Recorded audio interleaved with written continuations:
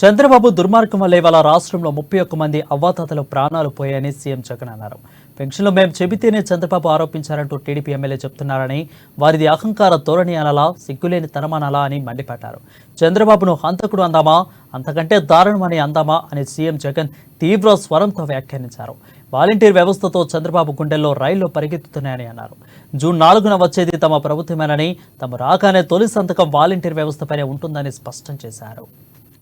ఇంటి వద్దకే వచ్చి తలుపు తట్టి చిరునవ్వుతో గుడ్ మార్నింగ్ చెప్పి డోర్ డెలివరీ చేసి వారి ఆత్మగౌరవానికి విలువ ఇస్తున్న మనందరి ప్రభుత్వానికి మధ్య జరుగుతా ఉన్న యుద్ధం ఈ కురుక్షేత్ర మహాసంగ్రామం.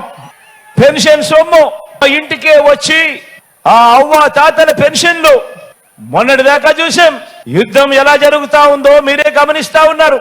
ఏ స్థాయిలో యుద్ధం జరుగుతా ఉందో మీరే చూస్తా ఉన్నారు.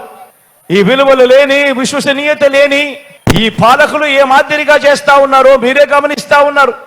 పెన్షన్ సొమ్మును తమ ఇంటికే వచ్చి ఆ అవ్వ తాతల చేతుల్లో